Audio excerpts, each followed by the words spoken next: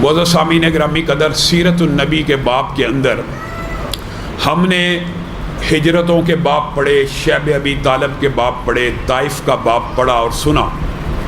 اس کے بعد یہ جو غم کا سال ہے، نبی کریم صلی اللہ علیہ وسلم، ابو بکر یہ پیچھے والا سپیکر بند کرو، نبی کریم صلی اللہ علیہ وسلم کے اوپر غم جس طرح ٹوٹے، ان کے اوپر پھاہا رکھنے کے لیے اللہ رب العزت نے ایک خاص انتظام کیا۔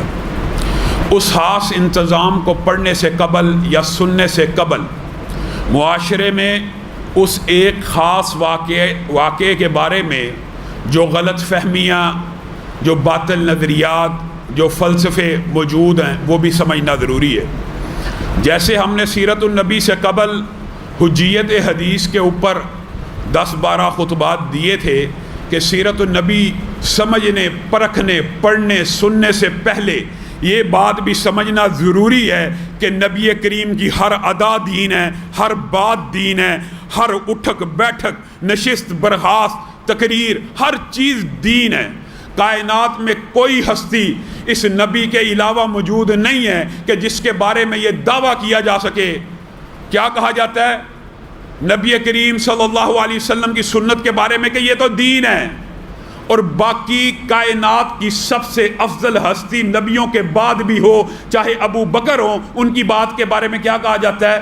ان کی بات دین کے مطابق ہے، عمر کی بات دین کے مطابق ہے، عثمان کی بات دین کے مطابق ہے، علی کی بات دین کے مطابق ہے۔ واحد ایک ہستی، ایک شخصیت جس کو یہ نہیں کہا جاتا کہ معاذ اللہ محمد الرسول اللہ کی بات دین کے مطابق ہے، نہیں، محمد الرسول اللہ صلی اللہ علیہ وسلم کی ہر بات ہی دین ہے۔ یہ بات آپ کے سامنے رکھی تھی، لیکن دکھ ہوتا ہے معاشرے کے اندر بجائے یہ کہ اقرار حدیث، احترام حدیث، عزت حدیث، حدیث آئے سر جھکا لیا جائے، باطل فلسفے انکار حدیث کے بڑھتے چلے جا رہے، اتنے بڑھتے چلے جا رہے، انکار حدیث کے کم از کم بر صغیر پاک و ہند میں 36 سے زائد گروہ ہیں۔ ہر منکر حدیث گروہ کا الگ ہی نظریہ ہے، بندہ کس کس کا رد کرے، ان کے اصول و ضوابط بھی ایک نہیں، بس جس کا جو دل چاہتا ہے۔ میری عقل میں یہ بات نہیں آتی، میں حدیث نہیں مانتا، میری عقل میں یہ بات نہیں آتی، میں حدیث نہیں مانتا۔ ہر بندے کی عقل مختلف ہوتی ہے، ضروری نہیں ہر بندے کی عقل میں ایک جیسا دین سما جائے۔ پچھلے دنوں اسی واقعے سے متعلقہ چند آیات کو غامدی صاحب نے بھی پیش کیا، اور واقعہ کون سا ہے؟ واقعے کے بارے میں سن لیجئے۔ یہ واقعہ نبی کریم کے دل کے اوپر اللہ رب العزت نے پھاہا رکھنے کے لیے، آیات دکھانے کے لیے، اپنی نشانیاں دکھانے کے لیے، اس بات کے لیے، استقامت کے لیے، نبی کریم صلی اللہ علیہ وسلم کے بارے میں اللہ نے کیا کہا؟ سبحان الذی اسرا بعبدہ لیلا من المسجد الحرام الی المسجد الاقصی۔ ایک بندے کو اللہ نے راتوں رات مسجد حرام سے اٹھایا، مسجد اقصی میں لے کے گیا، مسجد اقصی سے اٹھایا، آسمانوں کی سیر کرائی، دنیا کے عجائب دکھائے۔ منکر حدیث اٹھتا ہے، یہ جی جو معراج کی حدیث ہے میری عقل میں نہیں آتی، تیری عقل میں نہ آئے تو انکار کر دے۔ قرآن پاک کے متعدد واقعات ایسے ہیں جو ان بدبختوں کی عقل پہ نہیں آتے، ان کا بھی انکار کر دیں۔ حقیقت میں یہ نہایت سطحی علم والے اور اسی طرح کے انکار حدیث کے عصر حاضر کے بہت بڑے سرغنہ، جن کے بارے میں ہمارے چند سادہ لوگ بھائی بھی اس غلطی اور مغالطے کا شکار ہیں، یہ جی منکر حدیث نہیں ہے۔ غامدی صاحب نے علل اعلان ٹی وی کے اوپر بیٹھ کے کہہ دیا، یہ جو پہلی وحی تھی، یہ جو ورقہ بن نوفل تھے، یہ جو غار حرا ہے، غار حرا، یہ جو وحی اقرا ہے، یہ سارے کا سارا ایک افسانہ ہے، معاذ اللہ۔ یہ بخاری شریف کی احادیث، بخاری شریف کی حدیث نمبر 3، دنیا کی احادیث کی بیشتر کتابیں کہاں سے شروع ہوتی ہیں؟ وحی کے آغاز سے، اس حدیث سے۔ غامدی صاحب نے ساری کی ساری متفقن علیہ احادیث کی بات نہیں، امت کے اجماعی موقف کے خلاف ایک موقف قائم کیا کہ یہ جی میری عقل میں بات نہیں آتی۔ چونکہ آپ کی عقل میں نہیں آتی، اس لیے انہوں نے اس سارے حدیث کو، ساری وحی کی اس قسم کو کیا کہہ دیا؟ معاذ اللہ، یہ ایک افسانہ ہے، معاذ اللہ۔ یہ ایک افسانہ ہے. دلیل کیا ہے؟ دلیل میری عقل ہے. کہاں پہ ملے گی؟ میری تفسیر کے اندر. آپ پڑھ کے دیکھ لیجئے، میں نے ثابت کر دیا یہ افسانہ ہے.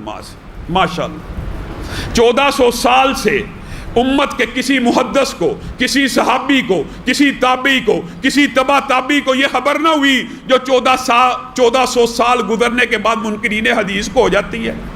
کوئی اٹھتا ہے سفر معراج کا انکار کر دیتا ہے، کوئی تفصیلات بیان کرنا شروع کر دیتا ہے. جی سفر معراج ہوا تھا، ہوا ہوگا، لیکن خواب میں ہوا تھا.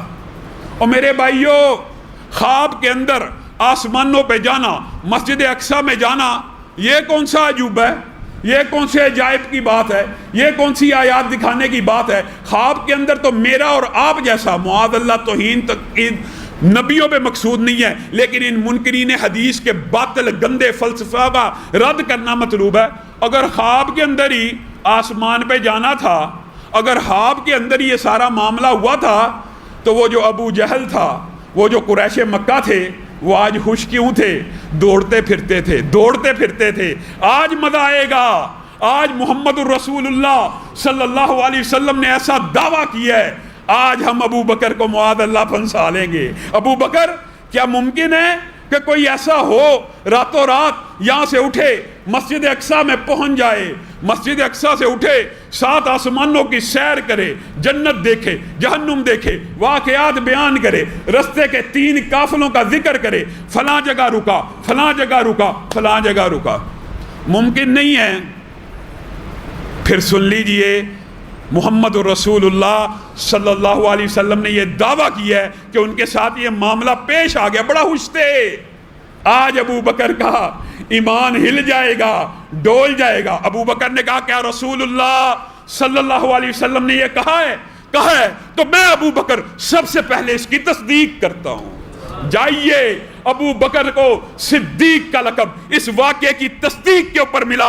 اور آج کے ابو جہل، آج کے کفار مکہ کی سوچ رکھنے والے آج پھر اس واقعے کا انکار کر رہے ہیں. اور انشاءاللہ جب تک ہم زندہ ہیں قرآن پاک کو بھی وہی مانتے رہیں گے، حدیث کو بھی وہی مانتے رہیں گے. اور میرے بھائیو، وَمَا يَنْطِقُ عَنِ الْهَوَىٰ إِنْ هُوَ إِلَّا وَحْيٌ يُوحَىٰ. اللہ کہہ رہا ہے رسول اللہ کا ہر قول وہی ہے، رسول اللہ کا ہر فرمان وہی ہے.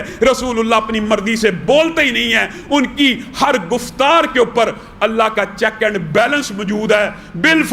بالفرض کسی کے ذہن میں یہ مغالطہ آ گیا کہ فلاں جو واقعہ ہوا تو اللہ کا چیک اینڈ بیلنس موجود تھا، اللہ تعالیٰ نے اس کی اصلاح کر دی. رسول اللہ صلی اللہ علیہ وسلم کا ہر قول، ہر فعل، ہر عمل دین ہے. عقل سے رد کیا جائے گا، اور وہ بھی آج کل کے امتیوں کے عقل میں.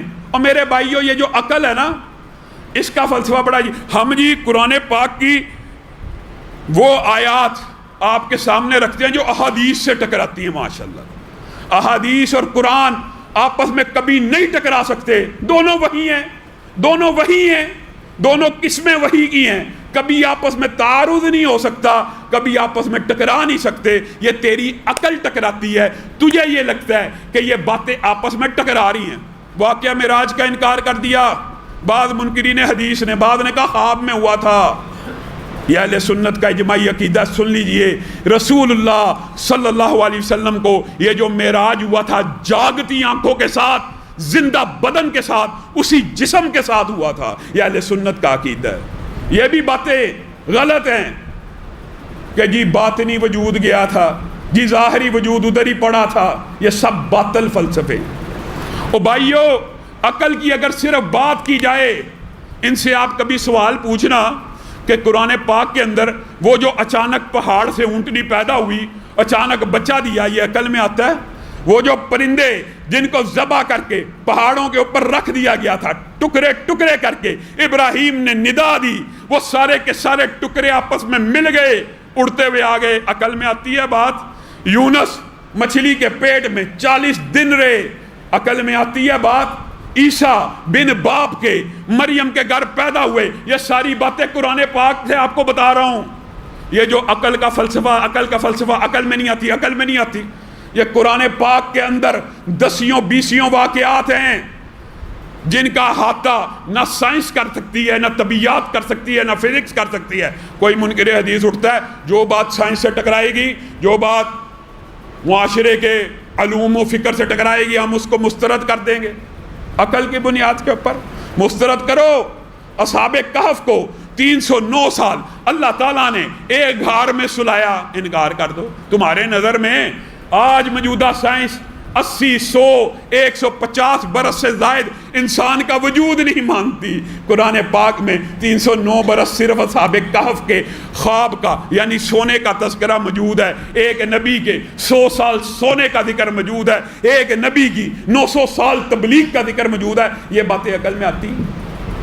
جب انسان عقل کے پیچھے چلے گا تو بالآخر جب یہ آپ کو عقلیات اور قرآن پاک کے دلائل پیش کرتے ہیں، قرآن پاک میں یہ جی عقل والوں کے لیے، یہ جی سننے والوں کے لیے، یہ جی دیکھنے والوں کے لیے، بے شک ہے، لیکن عقل کی لیمیٹیشن ہے. عقل وحی کے تابع ہے، عقل وحی سے بالادست نہیں ہو سکتی.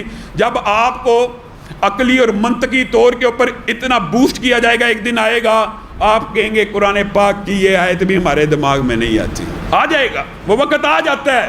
منکر حدیث اصل میں منکر قرآن بھی ہوتا ہے. وجہ یہ ہے کہ قرآن پاک کو ظاہری طور پہ لوگوں کے سامنے دعویٰ کرتا ہے محفوظ ہے، اس کے حکموں کو نہیں مانتا، اس کے اندر جو تشریعات ہیں ان کو نہیں مانتا. دلائل سے آپ کے سامنے بات رکھوں. میرے بھائیو، عقل عمر بن العاص، آپ کے سامنے چند باتیں ضرور رکھنا چاہتا ہوں تاکہ اس واقعے کی گہرائی میں جانے سے قبل یہ باطل فلسفے آپ کو سمجھ آ جائیں. عمر بن العاص کتنے جلیلۃ القدر صحابی ہیں، اتنے عظیم صحابی ہیں کہ ایک مرتبہ رسول اللہ کی مجلس میں بیٹھے ہوئے تھے. رسول اللہ کی مجلس میں ایک فیصلہ آیا مشکل سا. رسول اللہ صلی اللہ علیہ وسلم فیصلہ سن کے مسکرانا شروع ہو گئے اور عمر بن العاص کو کہا اٹھ اس کا فیصلہ کر. عمر بن العاص نے کہا رسول اللہ آپ کے ہوتے ہوئے میں فیصلہ کروں، میری کیا مجال ہے، یہ حق تو آپ ہی کا ہے کہ آپ موجود ہوں، فیصلہ کن اتھارٹی آپ ہیں. قرآن پاک میں بھی موجود ہے، حدیث میں بھی موجود ہے کہ محمد صلی اللہ علیہ وسلم فرقم بین الناس، محمد صلی اللہ علیہ وسلم لوگوں میں قیامت تک فرق کرنے والے ہوں گے کہ حق کے رستے پہ کون ہے اور باطل کے رستے پہ کون ہے. آپ فیصلہ کیجئے. کہا حق تو میرا ہے، عطا بھی مجھے کیا گیا ہے، لیکن میں یہ اپنا حق تجھے تفویض کرتا ہوں، میں دیکھنا چاہتا ہوں تو کیسا فیصلہ کرتا ہے. اور فیصلہ کیا. رسول اللہ خوش ہو گئے. یہ عمر بن العاص، طاعون پھیلا، ان کے پاس اصحاب رسول اور تابعین آ گئے. کہا کیا کیا جائے، اب دیکھیے تیری عقل کو مانا جائے. یہ جو صحابی رسول ہے جس کو رسول اللہ اپنی زندگی کے اندر حاکم بنا رہے ہیں کہ میری موجودگی میں فیصلہ کر، ان کے پاس صحابہ اور تابعین آ رہے ہیں اور کہہ رہے ہیں طاعون پھیل گیا، اب کیا کیا جائے. عمر بن العاص کہتے ہیں طاعون پھیل گیا ہے، بیماری بڑھ گئی ہے، ایسا کرو بستر کسو، زیادہ راہ لو، کوئی پہاڑوں میں نکل جائے، کوئی وادیوں میں نکل جائے، کوئی نہروں کا رخ اختیار کرے، کوئی دریاؤں کی طرف چل پڑے. آرڈر جاری ہو گیا. کس بنیاد کے اوپر؟ عقل کی بنیاد کے اوپر، رائے کی بنیاد کے اوپر، اور رائے بھی سوچ سمجھ کے غور و فکر کر کے. امام ہیں، فقیہ ہیں، محدث ہیں. فیصلہ کر دیا. معاذ بن جبل آ رہے ہیں. کہاں جا رہے ہو؟ بستر باندھ کے. عمر بن العاص نے، گورنر نے فیصلہ کر دیا پھیل جاؤ، طاعون پھیل گیا ہے، رکو، کوئی یہاں سے مت ہلے، مجھے عمر بن العاص سے بات کرنے دو. عمر بن العاص آپ نے فیصلہ اور آرڈیننس جاری کیا ہے، آپ کے پاس اس کی کیا دلیل ہے؟ عمر بن العاص نے کہا میرے پاس میری عقل ہے، میری فقاہت ہے، میری رائے ہے، میں نے اپنی عقل کے مطابق جس بات کو بہتر سمجھا وہ نافذ کر دیا. کہا رکیے، میرے پاس رسول اللہ صلی اللہ علیہ وسلم کی ایک حدیث موجود ہے. کیا حدیث ہے؟ جب کسی علاقے میں طاعون آ جائے ادھر سے باہر نہ نکلو، اور اگر باہر والوں کو خبر ہو اس علاقے میں طاعون موجود ہے وہ وہاں پہ نہ آئیں. یہ حدیث موجود ہے؟ جی موجود ہے. عمر بن العاص آج کل کے منکرین حدیث کے فلسفے جیسے تھے. میری عقل میں یہ آگے، میری عقل نہیں مانتی، یہ غار ہرا جی غار ہرا فسانہ ہے، میری عقل میں نہیں آتا. عمر بن العاص نے کیا کہا؟ میں حاکم، میں والی، تو ایک حدیث رسول لے کے آیا ہے، اب عمر بن العاص کا آرڈر، عمر بن العاص کا فرمان، عمر بن العاص کا آرڈیننس یہ ہے کہ حضور کی حدیث کو لاگو کر دیا جائے اور عمر بن العاص کے آرڈر کو کینسل کر دیا جائے۔ عقل کیا ہے بتائیے؟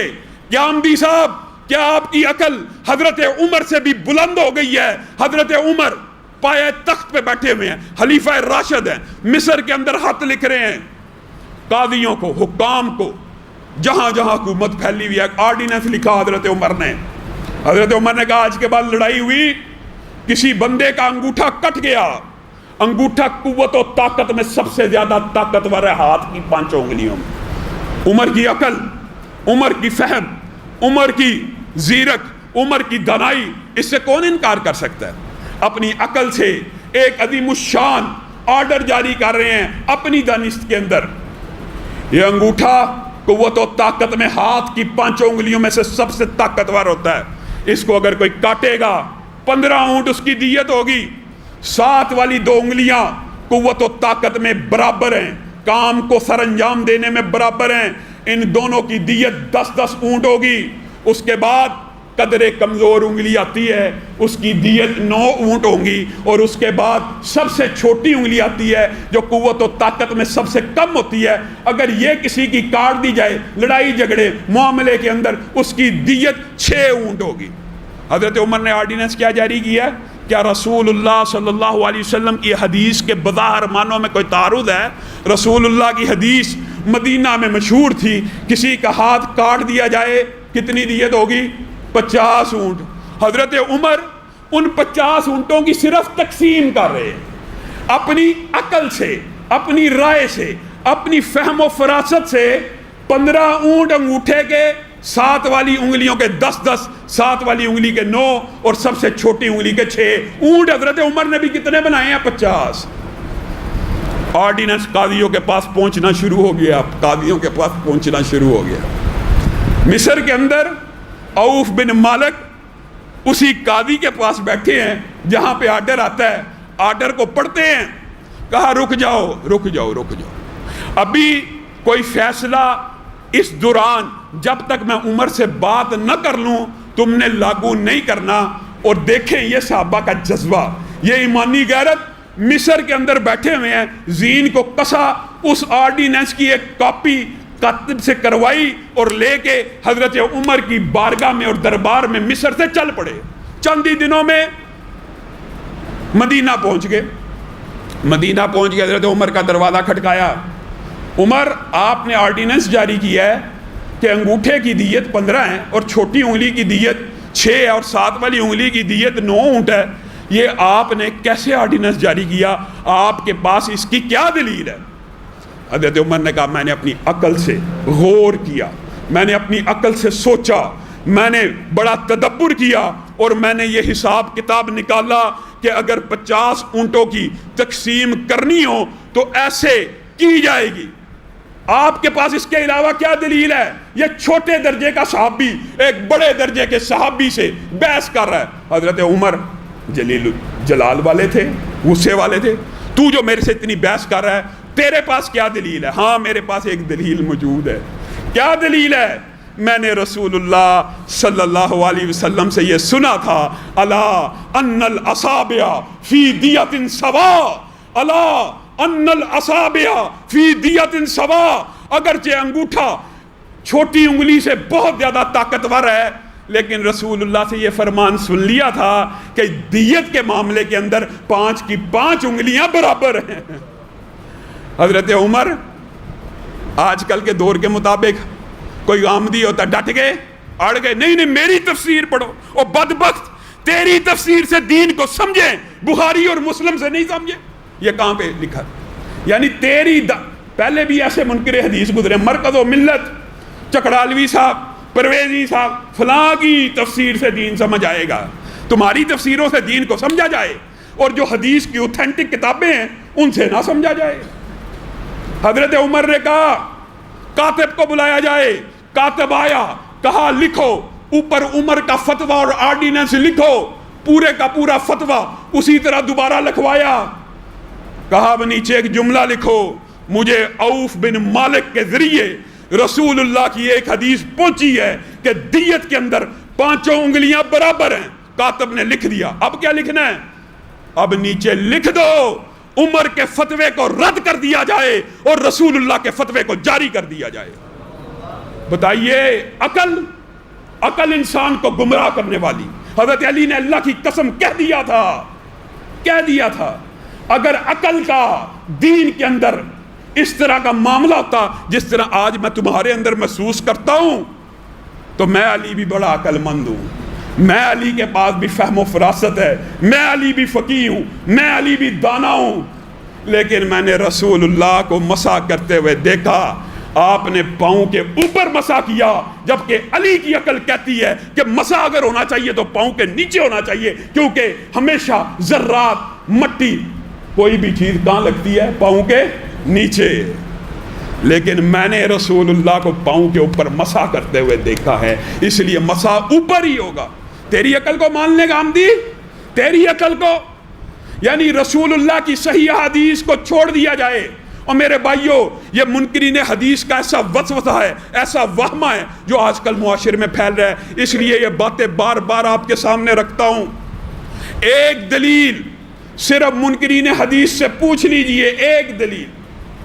سینکڑوں دلائل ہیں, سینکڑوں باتیں, 20 باتیں ہیں, لیکن جب ان سے بات ہو تو آپ ایک سوال کر کے اس پہ رک جایا کریں. یہ دائیں نکلتے ہیں, بائیں نکلتے ہیں اور کہیں سے حملہ ور ہوتے ہیں. ہر ایک کا کلیہ فرق ہے. مردار کے بارے میں قرآن پاک بڑا بھرا ہوا ہے, مردار حرام ہے, سب کو پتہ ہے, مردار حرام ہے. لیکن اللہ تعالیٰ نے نبی کریم صلی اللہ علیہ وسلم کے ذریعے سے اس مردار کی تشریح بھی کروائی ہے. مردار حرام ہے, مطلقاً حرام ہے, لیکن رسول اللہ کی حدیث نے 2 کا استثناء کر دیا.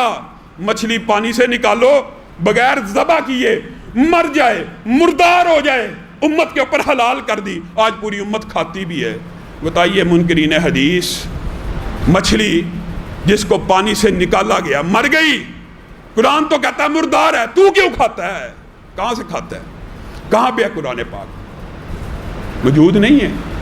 پھر یہ باتیں یار اس طرح کی تو 20 مثالیں موجود ہیں کہ نماز کا طریقہ کہاں ہے, رکوع کس حالت کو کہتے ہیں, سجدہ کس حالت کو کہتے ہیں. یہ جو نماز دن میں 5 مرتبہ ساری زندگی رسول اللہ پڑھتے رہے, اس کی کیفیات بھی قرآن پاک میں نہیں ہیں, کیونکہ حدیث کی امت کا اجماع ہے. 2 ہی قسمیں ہیں. ایک وہ جس کو رسول اللہ صلی اللہ علیہ وسلم نے صحابہ کو بتلایا کہ یہ الفاظ بھی اللہ کے میں پڑھ رہا ہوں, یہ الفاظ بھی میں اللہ کے پڑھ رہا ہوں. میرے بھائیو, یہ قرآن اللہ کی قسم نہ آپ کے اوپر نازل ہوا نہ میرے اوپر نازل ہوا. جس ہستی کے اوپر نازل ہوا اس نے کہا یہ جو الفاظ اب میں پڑھنے لگا ہوں یہ قرآن کے ہیں. صحابہ نے نوٹ کر لیا اور اس کو قرآن بنا دیا گیا. اور جو باتیں رسول اللہ نے کہی, اب یہ جو وحی کی قسم ہے, میں اپنی طرف سے کہہ رہا ہوں, الفاظ اللہ کے نہیں ہیں لیکن مراد اور حکم اللہ کا ہے, وہ حدیث بن گئی. یہی وحی کی 2 قسمیں ہیں اور دونوں کو محفوظ. یہ بھی عجیب مغالطہ انہوں نے لوگوں کو ڈالا ہوا ہے جی, قرآن سارے کا سارا محفوظ ہے. کیسے؟ کس نے کہا ہے؟ قرآن کتاب کی شکل میں نازل ہوا. جس قرآن کو جس طریقے سے اللہ نے قرآن پاک کی حفاظت کا ذمہ اپنے پر لیا, اسی طریقے سے, اسی انداز سے, انہی اصحاب کے ذریعے سے رسول اللہ صلی اللہ علیہ وسلم کی حدیث کو بھی اللہ رب العزت نے محفوظ کیا, اور اس کا ذکر بھی قرآن پاک میں موجود ہے. وَإِذَا قَرَأْنَاهُ فَاتَّبِعْ قُرْآنَا ثُمَّ إِنَّ عَلَيْنَا, آگے چل کے اللہ کہہ رہا بیانا لَا تُحَرِّكْ بِهِ لِسَانَكَ لِتَعْجَلَ بِهِ. اے رسول اپنی زبان کو تیز تیز مت چلائیے اس خوف سے کہ آپ کو کہیں بھول نہ جائے. اللہ تعالیٰ کے ذمے ہیں اس کو یاد کروانا اور اس کا بیان کرنا, اور بات یہاں تک ہوتی تو مکمل ہے. لیکن اللہ نے منکرین حدیث کے قیامت تک کے اشکال کو رد کرتے ہوئے کیا کہا, وَأَنزَلْنَا إِلَيْكَ الذِّكْرَ وَأَنزَلْنَا إِلَيْكَ الذِّكْرَ. اے رسول اللہ تعالیٰ نے اس کلام کو آپ کے اوپر نازل کیا, لِتُبَيِّنَ لِلنَّاسِ مَا نُزِّلَ إِلَيْهِمْ, تاکہ آپ لوگوں کو کھول کھول کے بیان کر دیں کہ اللہ کی طرف سے احکامات کیا کیا نازل ہو رہے ہیں. مجھے بتائیے, ایک عام فہم مثال آپ کو بڑی دفعہ دی ہے. یاد رکھیے، آپ کسی دردی کے پاس جائیں، اس کو کہیں میرا سوٹ سی دے، میں تجھے سیمپل دوں گا، اس کے مطابق سی دیں. اچھا جی سیمپل دے دینا، میں سی دوں گا. پھر آپ اس کو کال کریں، 700 مرتبہ آپ اس کو کال کریں میرا سوٹ سی دیں، اور آپ اس کو سیمپل دے ہی نہ. ہر دفعہ فون پہ کہ سیمپل کے مطابق سی، سیمپل کے مطابق سی، سیمپل کے مطابق سی. سیمپل آپ نے اپنے گھر میں رکھا ہو، سیمپل آپ نے دردی کو دیا ہی نہ ہو، آپ اس کو 700 کیا چوتھی دفعہ کہیں گے نا یار جو میں نے تجھے سیمپل دیا ہے اس کے مطابق سی دیں، وہ کہے گا کیسا جاہل آدمی ہے، سیمپل دیتا نہیں ہے، مجھے نمونہ پیش کرتا نہیں ہے، اور بار بار کہہ دیتا ہے کہ اس کے مطابق سی دے. معاذ اللہ معاذ اللہ. مثال صرف سمجھانے کے لیے پیش کی ہے، اللہ کے ساتھ کوئی مثال نہیں جچتی.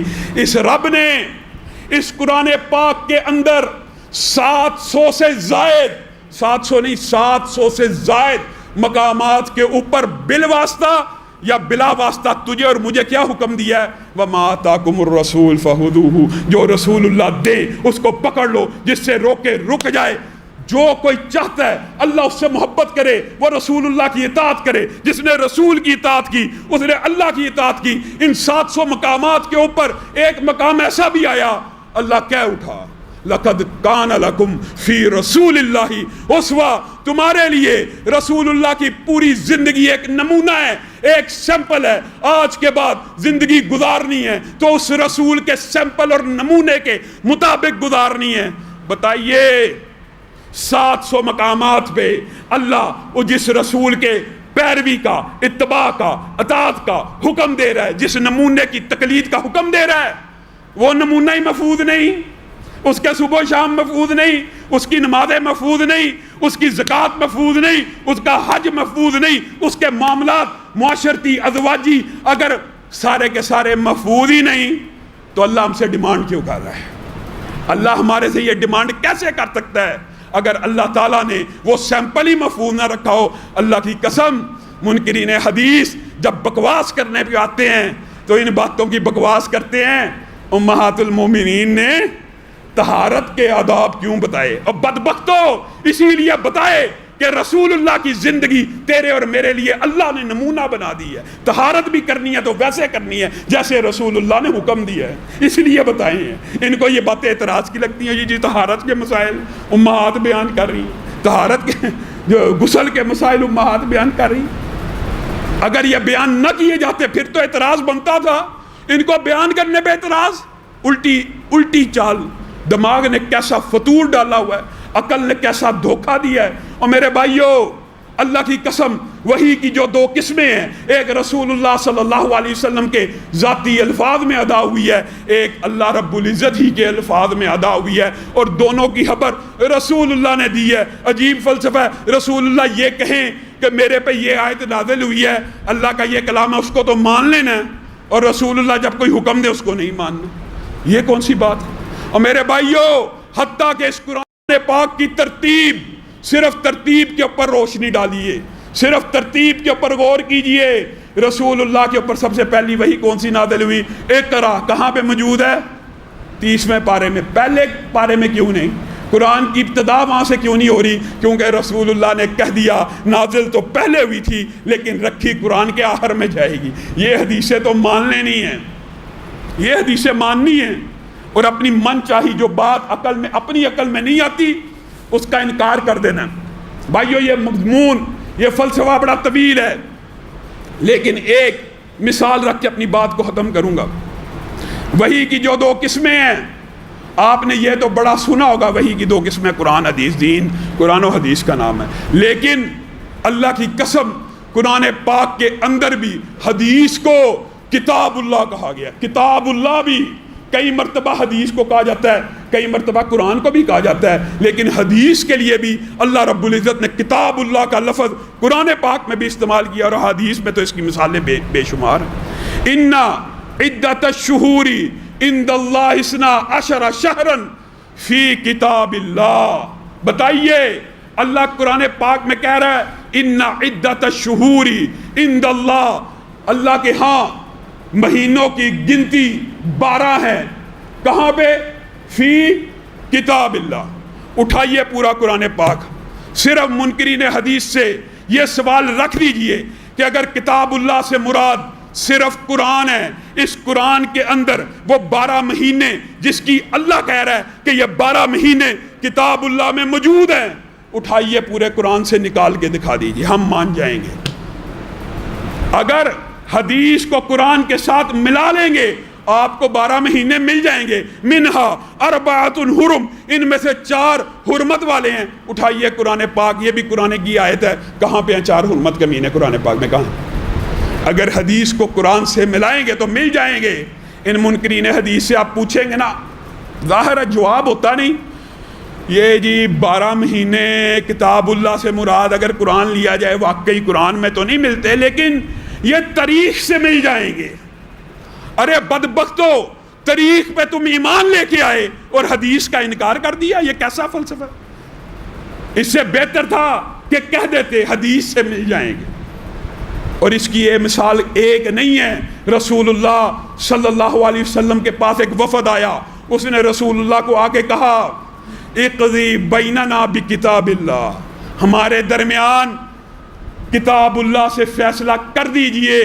رسول اللہ نے جواب دیا لأقضین بینکما بکتاب اللہ، اور فوالذی نفسی بیدی کے الفاظ دیگر حدیثوں میں موجود ہیں. اس ذات کی قسم جس کے ہاتھ میں میں محمد صلی اللہ علیہ وسلم کی جان ہے، لأقضین بینکما بکتاب اللہ، میں کتاب اللہ سے تمہارے درمیان فیصلہ کروں گا. اور یہ بات لمبی چوڑی ہے، مختصر یہ ہے اس فیصلے کی. رسول اللہ نے قسم کھا کر کہا کہ میں کتاب اللہ سے فیصلہ کرتا ہوں. اور 3 شکیں لگا دی گئی. ایک شک یہ تھی کہ جس عورت کے ساتھ بچے نے برائی کی ہے وہ عورت شادی شدہ، اس کو سنسار کر دیا جائے. یہ بچہ کمارا ہے، اس کو 100 کوڑے لگائے جائیں اور 1 سال کے لیے جلا وطن کر دیا جائے. رسول اللہ قسم کھا کے کہہ رہے ہیں میں کتاب اللہ سے تمہارے اوپر یہ حدیں لگاؤں گا. اب ہے کسی منکری حدیث میں سے جرت کسی کی، کسی غامدی میں یہ جرت ہے وہ کہہ دے کہ رسول اللہ نے قسم تو یہ کھائی تھی میں فیصلہ کتاب اللہ سے کروں گا، لیکن جب لاگو کرنے کی باری آئی تو باہر سے کر دیا معاذ اللہ. اگر حدیث کو بھی کتاب اللہ وحی کی قسم مانا جائے گا بات سمجھ آ جائے گی کہ 100 کوڑوں کی سزا تو قرآن پاک میں موجود ہے. ایک شک موجود تھی اور دوسری جو رجم کی سزا ہے اور 1 سال کے لیے جلا وطن کرنا ہے وہ کہاں پہ ہے؟ حدیث میں موجود ہے.